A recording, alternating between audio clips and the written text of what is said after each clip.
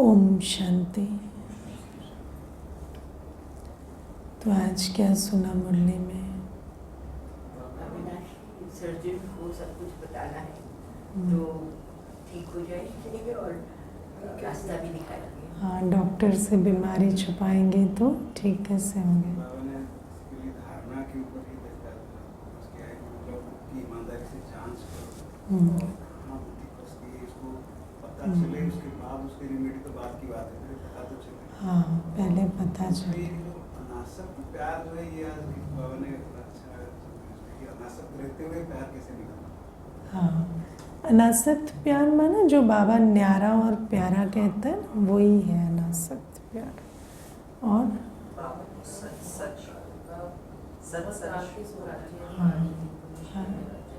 हाँ, जो अभी बहुत काल के स्वराज अधिकारी बनेंगे वो भविष्य में विश्वराज अधिकारी। और हाँ, और भाई भाई की वृत्ति रखनी है, भाई बहन की भी वृत्ति नहीं रखनी। हाँ, भाई भाई की वृत्ति, भाई बहन की भी वृत्ति ना जाए। बाबा हमेशा बोलते हैं भाई भाई की वृत्ति रखते हैं, मतलब पुरुष प्रधान समाज में बहन बहन भी नहीं बोलते हैं, बहनों का बॉन्ड पर ज़्यादा होता है rather भाइयों का बॉन्ड। भाई भाई मतलब जेंडर न्यूट्रल। अब हमारे पास कोई टर्म नहीं है उसके लिए। देखो, हमें ये समझना पड़ेगा, हमारी जो पूरी लैंग्वेज है ना वो बॉडी कॉन्शियस है।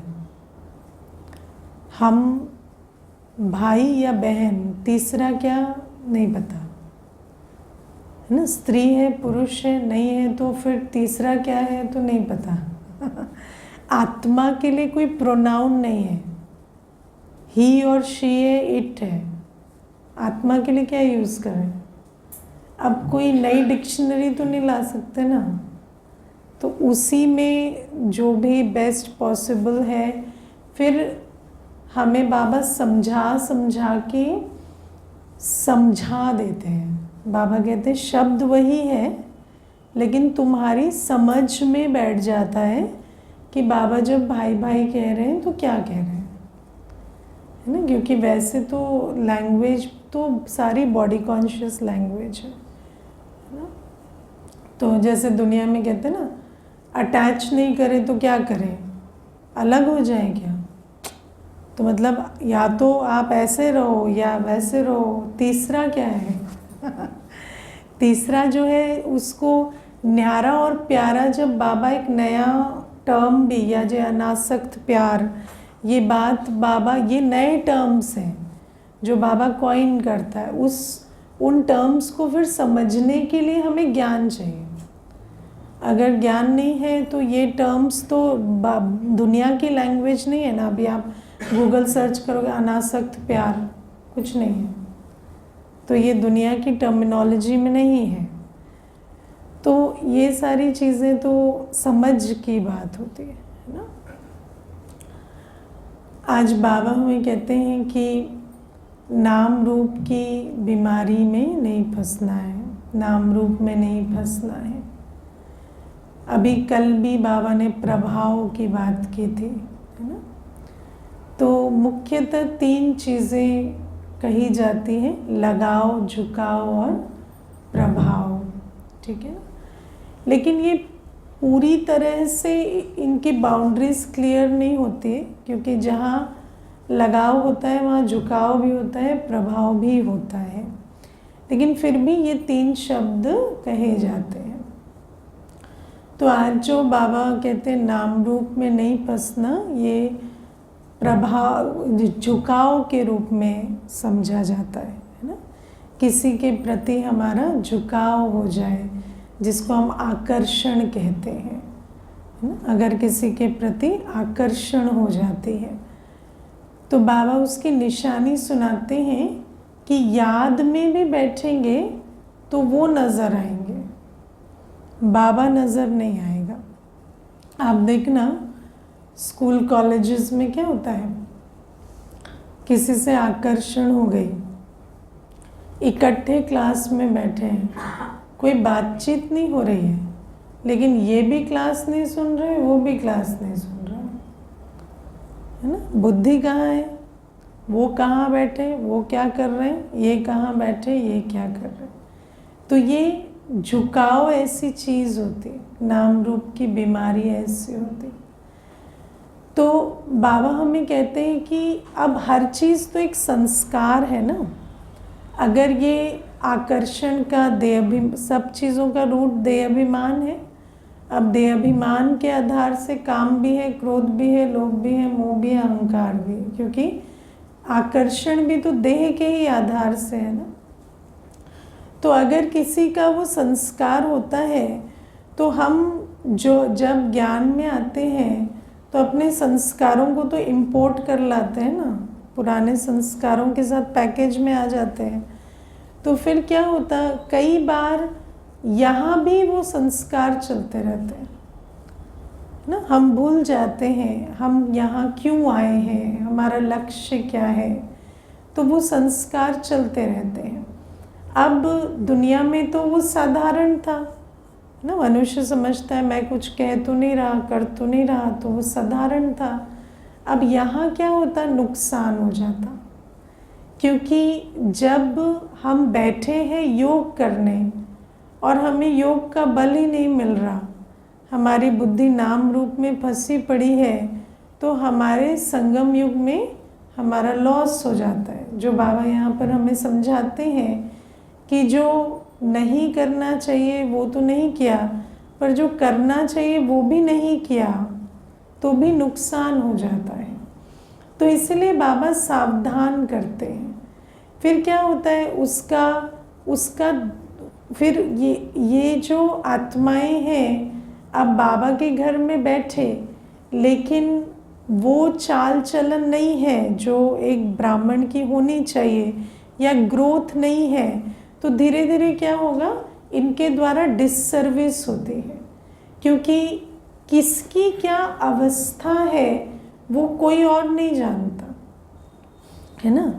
देखो दुनिया में क्या है, you are a doctor, whether you are a good doctor और बैड डॉक्टर नहीं पता, ठीक है ना। ऐसे यू आर अ बीके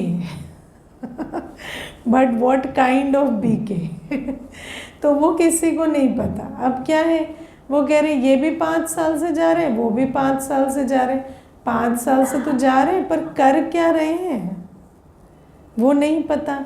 अब क्या होता है, जब आप बाबा कहते हैं ना कि जैसे बच्चा कुछ भी करता है तो बाप की इज्जत गंवाता है, ऐसे यहाँ भी बच्चे कुछ भी करते हैं तो सीधा बात आती है कि भाई ये जाते तो हैं भगवान के घर में, क्या सीखते हैं, क्या करते हैं।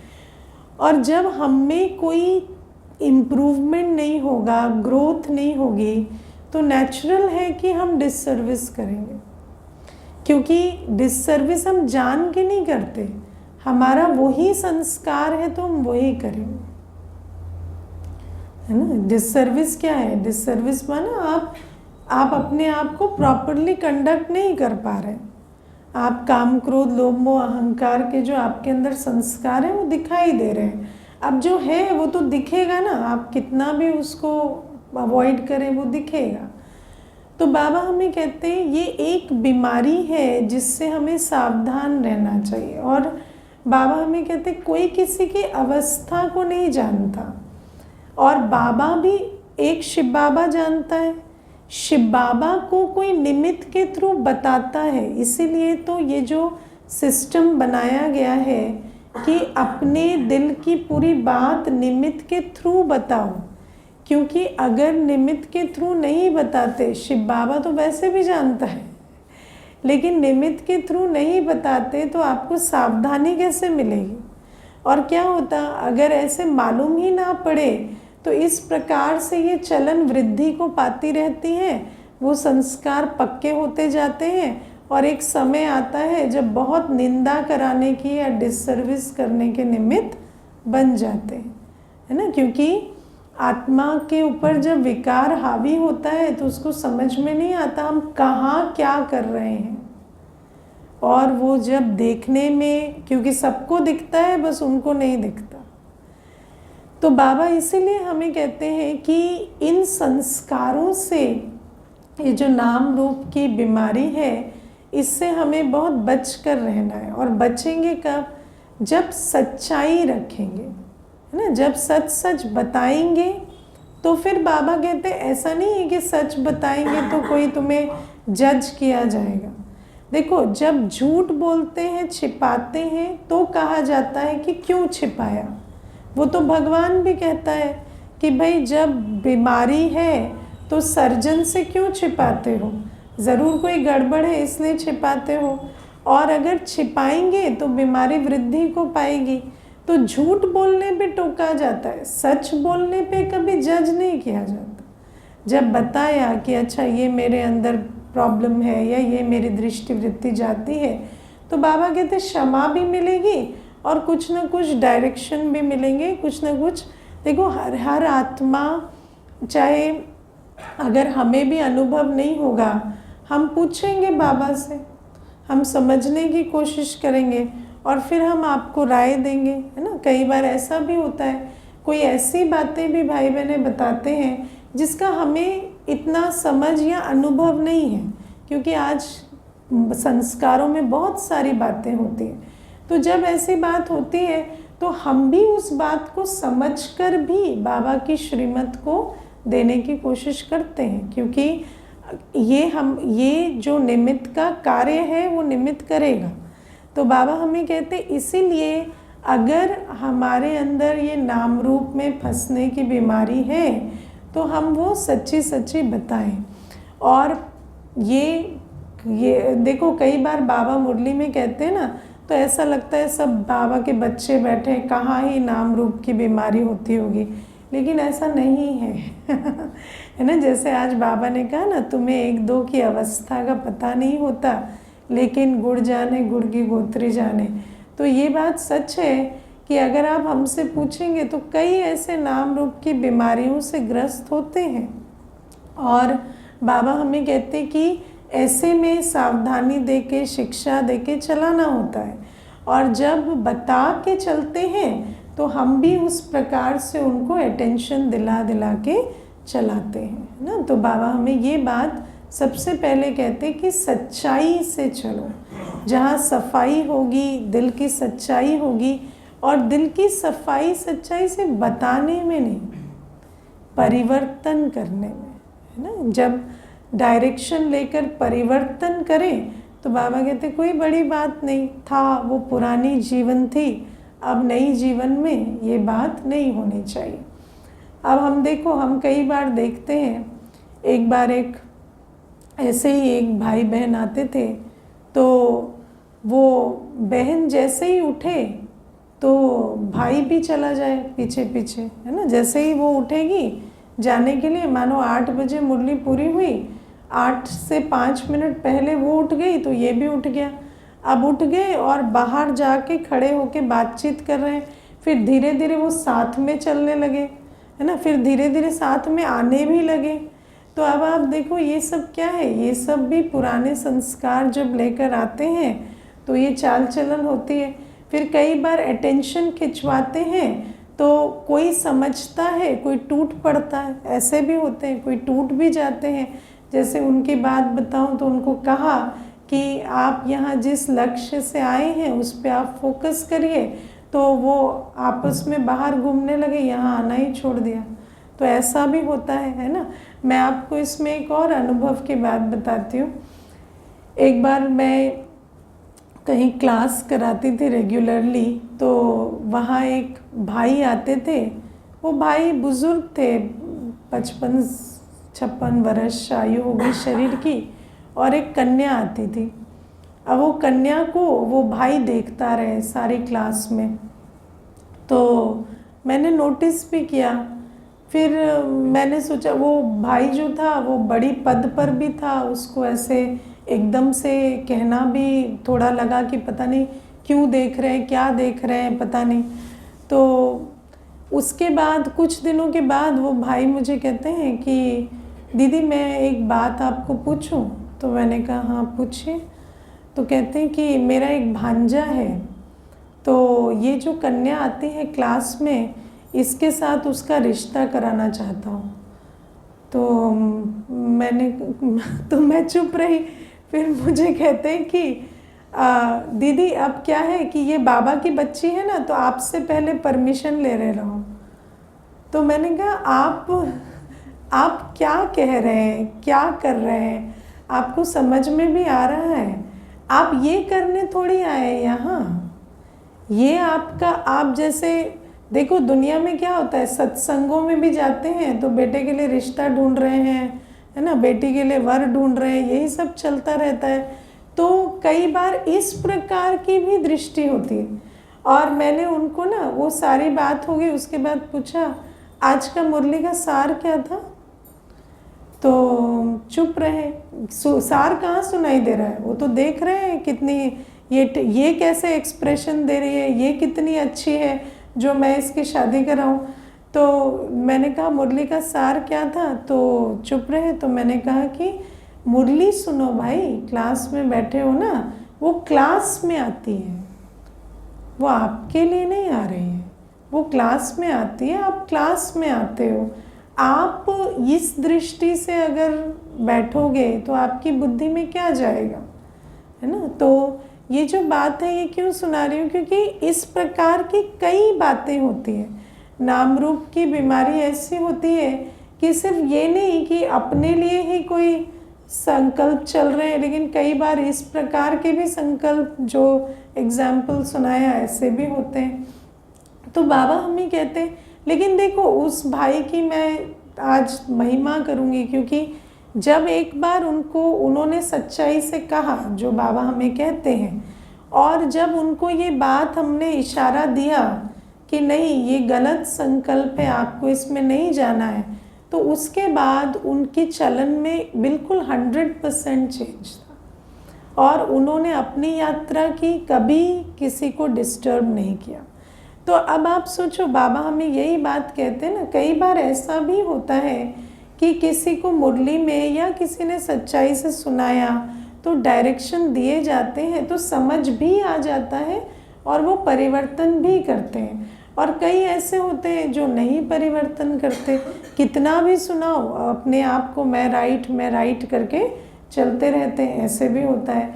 तो ये नाम रूप की बीमारी के बारे में बाबा आज हमें कहते हैं।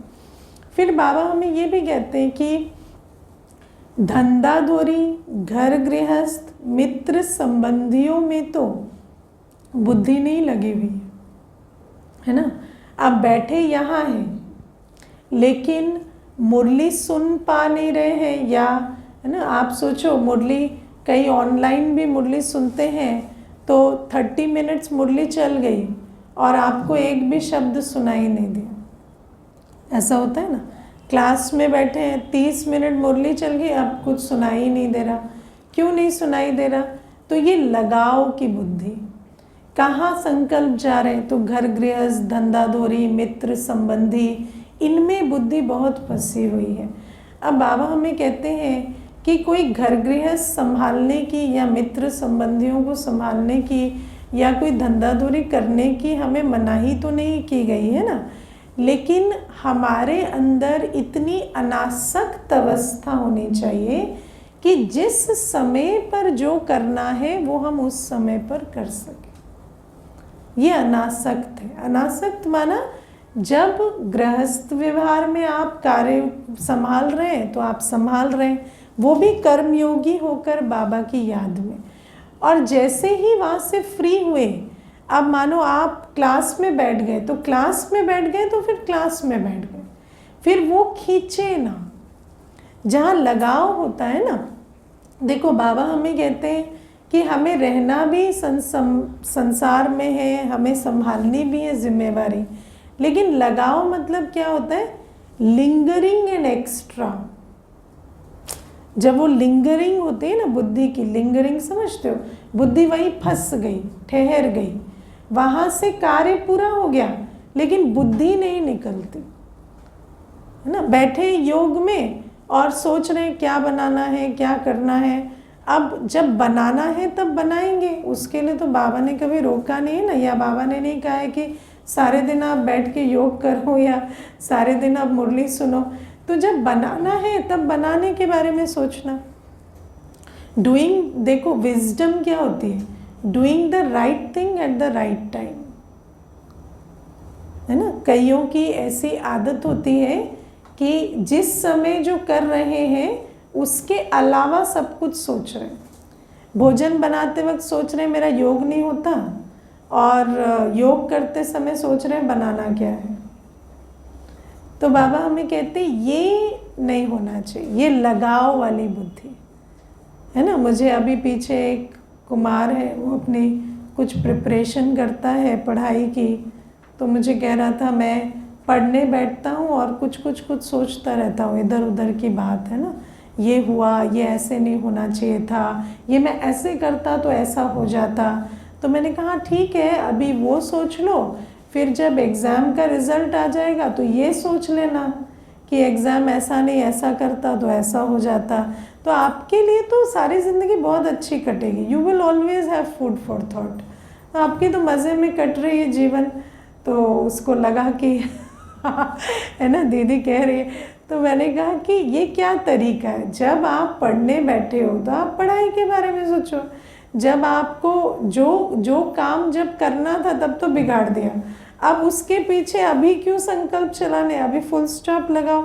यही तो बाबा ड्रामा कहता है ना, ड्रामा का बिंदु लगाओ और आगे बढ़ो। अब लगाव जहाँ होता है ना, वहाँ बिंदु नहीं लगता। लगाव होगा तो बिंदु नहीं लगता। आपको लगता है कि शायद हम बुद्धि से उस चीज़ को पकड़ कर रखें ना तो कोई कमाल कर देंगे, लेकिन है ना, अब आप बिजनेस से चले आए, दुकान तो बंद हो गई, अब आपको लग रहा है मैं और 2 घंटे दुकान के बारे में सोचूंगा ना तो शायद कुछ एक्स्ट्रा बिक जाएगा बंद दुकान से। ऐसा तो कुछ होगा नहीं ना। तो बाबा हमें कहते हैं कि ये लगाव की बुद्धि को भी चेक और चेंज करो। और जो बाबा हमें अस्त्र शस्त्र देते हैं, है ना, फुल स्टॉप लगाना, न्यारा प्यारा बनना, अनासक्त होना या ट्रस्टी बनकर चलना, ये सारी बातों को, सारी वृत्तियों को हमें यूज़ करके और लगाव मुक्त बनना है। और जो लगाव मुक्त होता है वही संभाल करता है। ये बहुत बड़ी झूठी बात है कि लगाव जहाँ होता है वहाँ संभाल अच्छी होती है, क्योंकि जो न्यारा और प्यारा होता है उसमें शक्ति होती है ना। आप सारे दिन किसी चीज़ के बारे में सोचेंगे तो आप बहुत अच्छा काम नहीं कर लेंगे। दुनिया में आजकल इसको क्या कहते हैं, एनालिसिस पैरालिसिस। अगर आप बहुत एक्स्ट्रा चिंतन किसी चीज़ में करते हैं तो आप उसको सुधारने की जगह बिगाड़ते जाते हैं।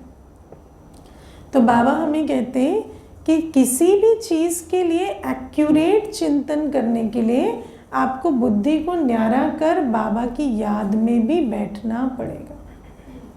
ठीक है, तो ये भी समझना है। फिर बाबा हमें कहते हैं, जो कल बाबा ने कहा प्रभाव, है ना। अब प्रभाव क्या होता है, कोई देहधारी है, उसका आपने रूप रंग देखा, कोई विशेषता देखी, कोई गुण देखा, अब आप बाबा को भूल गए, अब आपको व्यक्ति बाबा लगने लगा, अब आप उसकी सुन रहे हैं, है ना। अब बाबा कहते हैं कि तुम्हारा तो डायरेक्ट संबंध मुझसे है, तुम्हें किसी व्यक्ति के प्रभाव में नहीं चलना है, किसी आत्मा के प्रभाव में तुम्हें नहीं चलना है। लेकिन प्रभाव का परछाया ऐसा होता है कि एक आत्मा के प्रभाव में ऐसा आ जाते कि फिर बाबा क्या कह रहा है और ये क्या कह रहा है, उसमें जो अंतर है वो भी समझ में नहीं आता। फिर बाबा की बात और सुनाई नहीं देती, बस उस व्यक्ति का ही ज्ञान लगने लगता है ना। और प्रभावित हम ब्राह्मण परिवार में भी बहुत होते हैं, क्योंकि हमें लगता है ये ज्ञानी है ना, वो ज्ञानी है। कोई कहेगा ये तो पहले आए थे, इनको ज़्यादा पता है। अरे इनको पता है, लेकिन इनको जिस चीज़ के कारण पता है वो तो तुम भी सुन रहे हो ना। तो अगर कोई डायरेक्शन उसके विपरीत है, कोई बात वो आपको कह रहे हैं जो श्रीमत के विरुद्ध है, तो आप चेक नहीं कर पा रहे। तो प्रभाव ऐसा होता है, कई बार ब्राह्मण का ही संग है, लेकिन उस ब्राह्मण के संग में आप सीख रहे हैं निंदा करना, है ना, किसी के अवगुण देखना, किसी के, है ना, किसी के बारे में ईर्ष्या द्वेष रख के चलना, लेकिन वो सारी चीज़ें आपको नज़र ही नहीं आती, क्योंकि आपको लगता है कि ये आत्मा बहुत विशेष है, ये समझदार है, ये अच्छे हैं, और उनके प्रभाव में ऐसा पड़ गए हैं कि अब बाबा की वाणियाँ भी और सुनाई नहीं देती, है ना। और कई बार प्रभावित हो, और देखो अगर ब्राह्मण लौकिक में किसी से प्रभावित हो रहा है तो वो और दुर्गति, है ना। आप सोचो ब्राह्मण के संग में इतना बिगड़ जाता है तो अगर लौकिक का संग लग रहा है तो प्रभावित हो रही है बुद्धि, तो कितना अपना, है ना, आप देखना एक दिन में चाल चलन बदल जाते ना। सालों से जो संस्कार छोड़े हुए होंगे, जो आदतें छोड़ी हुई होंगी, एक दिन में वापस चले जाएंगे। ये क्या है? प्रभावित होना। और प्रभावित होने की पहली निशानी क्या है? ये बहुत अच्छे हैं, ये अच्छे हैं, ये वाइज हैं, इनको समझ है, ये अनुभवी हैं। ऐसे जब संकल्प किसी आत्मा के प्रति आते हैं ना, तो ये होता है प्रभावित होना, है ना। मुझे एक बार एक माता ने ऐसे ही बोलते बोलते बोला, वो जो माता सेंटर पे आती है ना, वो अनुभवी है बहुत, उनको ना गांव वगैरह में रही है, उनको अनुभव बहुत है। तो कोई डिस्प्यूट होता है ना, तो वो बहुत अच्छी राय देती हैं। तो मैंने उनको कहा, क्यों बाबा आपको नहीं सिखा पा रहा? वो क्या सिखाएंगे आपको? झगड़ा करना झगड़ा करना सीखने जाना है आपको, है ना। तो कई बार ऐसा होता है कि लगता है हम सॉफ्ट हैं, वो तो बहुत झगड़ पाते हैं, तो उससे भी प्रभावित हो गए कि उनकी तरह मुझे झगड़ना नहीं आता, तो झगड़ना कोचिंग क्लासेस के लिए वहाँ जाने लगी, है ना। तो मैंने कहा अगर आपको झगड़ना सीखना था तो दुनिया में ऐसे बहुत हैं, वही क्यों? लेकिन आपको तो वो नहीं करना ना, आपको कर्म कर्म विकर्म की गति नहीं मालूम क्या? तो कई बार इस प्रकार से कोई अपने अंदर कोई बात होती है, कोई कमजोरी होती है, कोई चीज़ होती है। देखो प्रभावित हम तब होते हैं जब हमारे अपने अंदर कमी कमजोरी होती है, इसको हमें समझना पड़ेगा। प्रभावित इज समथिंग यू अट्रैक्ट। आपने एक संस्कार बनाया है, आपके अंदर अगर लोभ है, आपके अंदर देह अभिमान है, आप किसी की झूठी मान शान से भी प्रभावित हो जाएंगे। आपको लगेगा इनका इतना रुतबा है, मान शान है, आप उससे प्रभावित हो जाएंगे। जब उससे प्रभावित हो जाएंगे तो बुद्धि पर ऐसा पर्दा पड़ जाता है कि फिर वो जो कह रहे हैं वही जैसे ज्ञान मोती की तरह लगने लगता है, और समझ में ही नहीं आता कि इनकी मत और श्रीमत में तो अंतर है ना। कई बार ऐसा भी होता है, कोई आपको सहयोग सैल्वेशन दे देते हैं, है ना। कोई किसी ने आपको सहयोग सैल्वेशन दे दिया। मैं आपको एक बहुत अच्छी बात बताती हूँ। एक बहन ने मुझे बताया, अपना अनुभव सुना रही थी प्रभावित के बारे में। उसने कहा कि दीदी देखो बुद्धि कैसे फिर जाती है।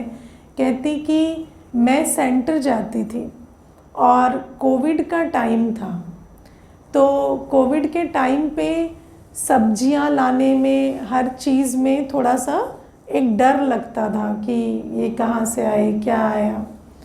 तो कहती मैं एक बार सेंटर गई, तो सेंटर पे तो सब्जी आती थी, कोई ना कोई भाई बहन सेवा करते थे, तो बहुत सारी सब्जी थी, धुली हुई रखी थी, ठीक है, तो बिल्कुल धो कर रखी हुई थी और साफ़ सुथरी थी। तो मैंने बड़ी दीदी को पूछा कि मैं थोड़ी सब्जी ले जाऊं? तो दीदी कहती है कि ये कायदा थोड़ी है कि आप ऐसे सेंटर से सब्जी उठा के ले जाओ, आप सहयोगी बनोगे, यहाँ से उठा के ले जाओगे। किसी ने सेवा की है, हाँ आपको भोजन करना है, आप आके कर लेना। तो इस प्रकार से दीदी ने मुझे कह दिया। अब क्या हुआ, जब मैं निकलने लगी तो एक माता थी जो भंडारे में सेवा कर रही थी। तो भंडारे वो माता पीछे पीछे आई और वो माता कहती है आपको सब्जी चाहिए, आपको सब्जी चाहिए, लो लो लो, ये थोड़ा पैक करके उसने मुझे दे दिया। अब उसने जो मुझे सब्जी दी, मैं तो ऐसी कायल हो गई उसकी कि मैं अब उस माता को दीदी से ज़्यादा सुनने लगी। तो मुझे कहती कि वो माता मुझे जैसे भड़का भड़का के उसने मेरा ऐसा हाल कर दिया कि मेरी मुरली छूट गई। मुझे क्लास में दीदी जो बोले वो बुरा लगने लगा, क्योंकि मेरी बुद्धि इतनी पलट गई। फिर वो कहती कि एक बार मैंने किसी और बहन से, वो भी आप सोचो दीदी बहुत टाइम नहीं हुआ था, 15-20 दिन ही हुए थे मेरी बुद्धि का थोड़ा नाश हुए, और मैंने किसी और से राय ली। फिर उन्होंने मुझे बहुत फटकाया कि ये क्या है, फटकार लगाई कि ये क्या चीज़ है, ये क्या कर रहे हो तुम, कहाँ जा रहे हो, और क्या एक सब्जी में बिक गए क्या, पाव भर सब्जी में उसने खरीद लिया और तुम बिक गए। तो जब उसने मुझे इस तरह से फटकार लगाई तो मैंने बैठकर विचार किया कि सचमुच मैं क्या करती चली जा रही हूँ। और जिस दीदी से मेरा इतना प्यार था, वो दीदी आज मेरी दुश्मन हो गई। तो तब जाकर वो कहती, मैंने फिर जाकर सारा सच दीदी को बताया, और दीदी के मन में भी बहुत सारी बातें आ गई थी तब तक, क्योंकि जब बुद्धि फिरती है तो कोई संकल्पों तक तो चलती नहीं है, उसमें कई बोल भी निकले, कई ऐसे कर्म भी मैंने किए। 2 बार दीदी ने फ़ोन लगाया था, मैंने उठाया नहीं था, तो इस प्रकार की बहुत सारी चीज़ें मैंने की थी। तो वो कहती कि फिर मैंने जाकर मैंने सोचा कि अब जो भी है, जो भी उसका रिज़ल्ट निकले, मैंने जाकर सच सारा कुछ कह दिया, अपने मन की भावनाएं भी बता दी, सारा इवेंट्स भी बता दिए। तो दीदी ने मुझे गले लगा लिया और तब से बात ठीक रही। अब वो कहती, वो माता मुझसे 4 साल हो गए बात नहीं करती। तो आप सोचो कि कितने प्रभाव में हमारी बुद्धि आ जाती। तो इस प्रकार से भी मनुष्य कई बार, ये जो अच्छाई होती है ना, किसी ने आपको हद की सैल्वेशन दे दी, किसी ने आपको कोई सहयोग दे दिया, किसी की आपने कोई विशेषता देख ली, गुण देख लिया, तो उसी में ऐसा अटक गए कि उस दाता को भूल गए जिसने वो गुण या वो विशेषता दी। तो बाबा हमें कहते हैं, क्या हमें, तो इसीलिए बाबा हमें हमेशा कहते हैं, किसी से गुण भी उठाते हो ना, उसको भी डायरेक्ट नहीं उठाओ, पहले समझो कि ये भगवान का दिया हुआ गुण है इनको। तो जब भगवान का इनको दिया हुआ है तो वो दाता मुझे भी दे सकता है, मैं इससे थोड़ी ले रहा हूँ, है ना। कई बार ऐसा भी होता है कि मनुष्य सुनाते सुनाते सुनाता है कि ये रोज़ आते थे ना, तो मैं रोज़ आना इनसे सीखा, लेकिन बार बार क्यों कहना है इनसे सीखा? क्या बाबा आपको मुरली में नहीं कहता है रोज़ आओ? तो बाबा से क्यों नहीं सीखा, इनसे क्यों सीखा? है ना, अच्छी बात है, आपको एक उन्होंने एग्जाम्पल सेट किया, लेकिन अपनी बुद्धि वहाँ से भी निकालनी, है ना। किसी ने आपको कोई सहयोग भी दे दिया, मान लो आपको कोई मान लो किसी ने आपके बच्चे की नौकरी भी लगवा दी, मानो ब्राह्मण परिवार में ही कोई है ना, उनकी अपनी कंपनी में वैकेंसी थी, उन्होंने नौकरी लगवा दी, लेकिन कभी ये नहीं सोचना कि इन्होंने नौकरी लगवा दी, ये बाबा ने दिया। कल ये भी नहीं रहेगी तो बाबा दूसरी लगवाएगा, नहीं लगवाएगा तो बिठा के खिलाएगा, लेकिन कभी किसी आत्मा की से प्रभावित नहीं हो, क्योंकि जो प्रभाव है ना, ये बुद्धि में ऐसे पर्दा डाल देता है कि फिर आपको श्रीमत, मनमत, परमत में अंतर नहीं समझ आता। ये जो बाबा कहते हैं ना, मनमत और परमत, जब हम प्रभावित हो जाते हैं तो परमत पर चलने पड़ लगते हैं, और तब हमें समझ नहीं आता ये परमत है और ये श्रीमत है। तब हमें मुरली भी, और मुरली में, और मुरली पढ़ रहे हैं, मुरली सुन भी रहे हैं लेकिन मुरली और समझ में नहीं आ रही, क्योंकि बुद्धि जिससे समझते थे वो बुद्धि ही प्रभाव में आ गई। तो इसीलिए बाबा हमें कहते हैं, मैं आपको ना इसमें एक अपने लौकिक अनुभव की भी बात सुनाती हूँ। एक ज्वेलरी शॉप का उद्घाटन हुआ, ये मेरे बचपन के देखी हुई बात है।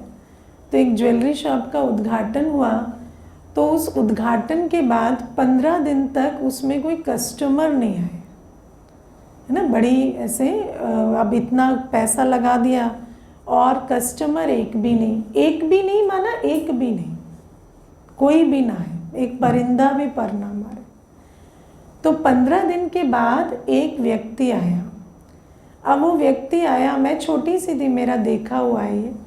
वो व्यक्ति उस दुकान से जैसे ठगी करते हैं ना, जो पार करके सामान ले जाते हैं, उसने बहुत सारे तिकड़म लगाए और वो सामान पार करके ले गया। अब जब पार करके ले गया तो वो जो दुकान का जो मालिक था, वो अंकल बहुत अनुभवी थे, बहुत अनुभवी, माना चोरी चकारी किस प्रकार से शॉप्स में होती है, क्या होता है, उनको बहुत अनुभव लौकिक का था। लेकिन उनके आँखों के सामने से वो चोरी हुआ और उनको पता नहीं चला।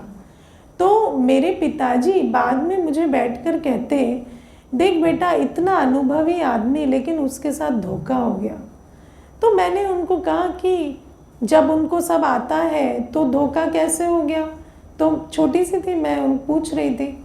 तो मेरे लौकिक पिताजी मुझे कहते हैं कि लालच बेटा, लालच, जब बुद्धि में ये बैठ गया है ना कस्टमर चाहिए, तो हर कोई कस्टमर नज़र आ रहा है। ये नहीं समझ में आ रहा है ये चोर भी हो सकता है, क्योंकि तुम्हारी बुद्धि में इतना बैठा हुआ है कि जो आया वो ले जाए, कि वो दे के लेके जा रहा है या ऐसे उठा के लेके जा रहा है, आपकी समझ में ही नहीं आ रहा। तो उस टाइम पर तो मैं ये बात समझी नहीं, लेकिन जब मैं ज्ञान में आई तो कई बार ऐसा होता है ना, कोई पुरानी बातें आपको याद आती हैं, तो मैं कई बार सोचती थी कि बुद्धि कैसी होती है, इतना प्रभावित हो जाती है अपने ही किसी ट्रॉमा से भी, कि आपको फिर जो भी कुछ नज़र आ रहा है वो उसी फिल्टर से नज़र आ रहा है, आपको दिखाई ही नहीं दे रहा जैसा वो है। तो बाबा हमें इसीलिए कहते हैं कि जिसकी बुद्धि में विकार रहता है ना, उसको हर कोई एक अपॉर्चुनिटी नज़र आता है। उसको ये नहीं समझ में आता कि ये आत्मा अपने स्वार्थ सिद्धि के लिए, है ना, मुझे मेरा भाग्य खराब कर देंगे। उनको लगता है कि इनसे मुझे कुछ ऐसा मिल जाएगा जो हम बहुत समय से ढूंढते आए हैं, है ना। लोभ का तो मैंने आपको एग्जाम्पल दे ही दिया कि बुद्धि इतनी फंस जाती है कि हम देख ही नहीं पा रहे। इसीलिए बाबा हमें कहते हैं ना कि परख शक्ति।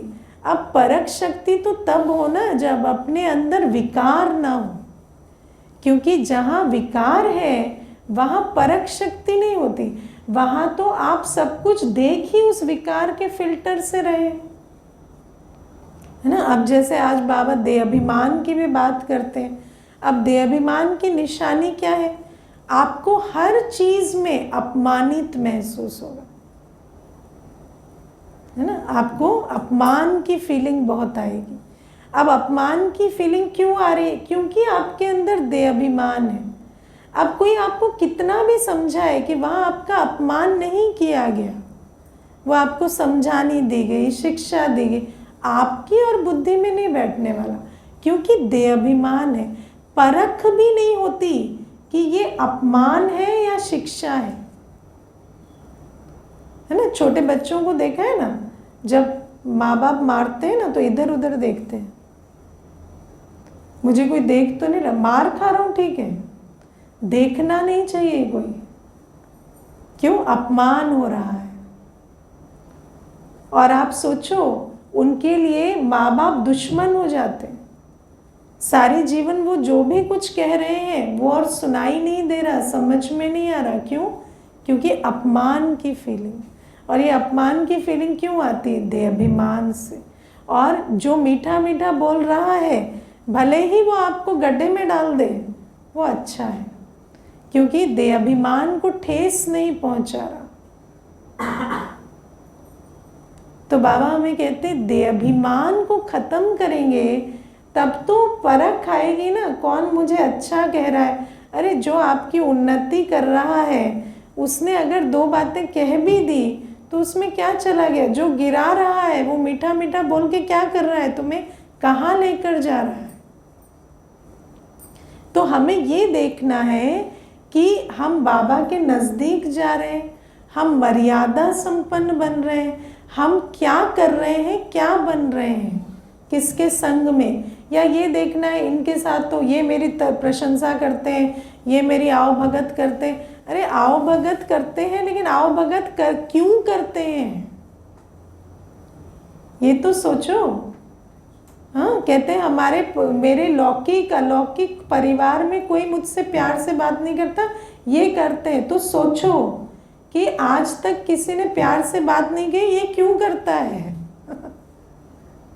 और कोई प्यार से बात नहीं कर रहा तो भी वो जो बात कर रहा है वो तो देखो कि वो बात आपको राइट लग रही है, उस बात से आपकी उन्नति हो रही है या नहीं हो रही। या प्यार से कोई जहर खिलाए तो खा लोगे। तो बाबा हमें ये बातें समझाते हैं, लेकिन इसको जानने के लिए भी देखो बाबा हमें कहते हैं माया को जानने से मायाजीत नहीं बनेंगे। मायाजीत बनने के लिए अपने विकारों पर जीत चाहिए, नहीं तो माया को जानते हुए भी माया पूरा भाग्य खत्म कर देगी। सब कुछ पता है, शिकारी आएगा, जाल बिछाएगा, दाना डालेगा, तुम फंसना मत, है ना। फिर फंसते भी गाते रहते हैं, है ना। चिड़िया फंस गई है फिर भी गा रही, शिकारी आएगा, जाल बिछाएगा। क्यों? क्योंकि माया जो ऐसी है कि माया को जानते हुए भी समझ है, थियोरेटिकल समझ पूरी है, लेकिन अगर अपने विकारों पर विजय नहीं है तो माया ऐसे रूप में आएगी कि आप उसमें फंसेंगे। इसीलिए ये जो अपमान और अभिमान का खेल है ना, इसको छोड़ो। प्रशंसा से खुश होना बंद करो। कोई प्रशंसा कर रहा है ना तो क्या सोचना है, ये इनका संस्कार है। तो कोई निंदा कर रहा है तो भी कहेंगे ये इनका संस्कार। ठीक है, तो इस देह अभिमान और अपमान के खेल से निकलो। बाबा हमें इतनी युक्ति देते हैं, उस युक्ति से हमें मुक्ति पानी है ना। लोभ को खत्म करो। मुझे बाबा देगा, मुझे किसी से कुछ नहीं चाहिए। मुझे जो मिलेगा मुझे बाबा की श्रीमत पर चलकर मिलेगा। कोई आत्मा जो मुझे श्रीमत से दूर करती है वो मेरा भाग्य नहीं बनाएगी। समझ आया? और सबसे बड़ी परख क्या, किसी के भी साथ संग में अगर हमारी दिनचर्या बिगड़ रही है, हमारा योग का टाइम टेबल खराब हो रहा है, मुरली क्लास मिस हो रही है, पवित्रता खंडित हो रही है, सेवाधारी हम नहीं बन पा रहे, तो वो क्या है, वो है रावण का संग। उससे सावधान रहो। वो चाहे कितना भी ब्राह्मण वेश में आए या कैसे भी वेश में आए, वो आपके लिए, वो आपको ऐसी जगह ले जाकर छोड़ेगा जहाँ से वापसी भी मुश्किल हो जाएगी। इसीलिए ये रेड फ्लैग्स हैं। इसको समझो। तो बाबा हमें कहते हैं इतनी परख शक्ति रखकर चलेंगे तब जाकर हम मंजिल पर पहुंचेंगे। मासी का घर नहीं है, मनुष्य से देवता बनना है। ओके, ओम शांति। प्यारे बाबा को भोग स्वीकार कराएंगे। बाबा ने लोन की बात करी। वैसे तो ठीक है, जो आपकी से देखो क्या है ना, ये जो लोन की बात है ना, पहले ज़माने में ये, आज लोन एक मतलब लोन को लोन की तरह नहीं देखा जाता, पर मुझे याद है कि हम लोग भी जब छोटे थे तो हम व्यापार के जो संदर्भ में सुनते थे कि लोन लेने से मर जाना अच्छा है। तो ये जो एक लोन की बात है ना, आई थिंक ओवर टाइम वो वैल्यूज़ चेंज हो जाते हैं। आज बैंक लोन देता है, लेकिन मोस्टली पहले लोन इंडिविजुअल्स देते थे, और वो जो लोन का जो चक्कर होता था ना, वो एक प्रभावित होने वाला चक्कर होता था। सिर्फ ये नहीं होता था कि आपने लिया और चुका दिया, आप कर्जदार होते थे। तो वो एक सोशल चीज़ भी है जिसके कारण loan had a very bad reputation. मुझे याद है हम लोगों को भी बचपन से ये सिखाया गया था कि आप लोन नहीं लेना कभी, मतलब मरते मर जाना, लोन मत लेना, ऐसा ये बुद्धि में बिठाया गया है। तो ये, लेकिन आज दैट थिंग हैज़ चेंज, क्योंकि आज लोन्स बैंक्स देते हैं। लेकिन आजकल तो व्यक्ति कहता है कि क्योंकि बैंक आपकी पर्सनल लाइफ में इंटरफेयर नहीं करता, लेकिन जब मान लीजिए आपने किसी मामा से, चाचा से, काका से, किसी जीजा फूफा से लोन ले लिया, तो वो तो फिर आपके घर में पूरा आधिपत्य जमाने लगते थे ना। तो ये सारी चीज़ें भी होती थी, और इंटरेस्ट रेगुलेटेड नहीं होता था, बही खाता मेंटेन नहीं होता था, कोई ऐसी बात नहीं होती थी कि आप क्लेम कर सके कि नहीं मैंने इतना नहीं इतना लिया था। कई बार उन वजहों से बहुत एक्सटॉर्शन होता था। तो इसीलिए loan had a very bad reputation earlier, पर आई डोंट नो नाउ कितना वो क्या है। ठीक है, ओम शांति।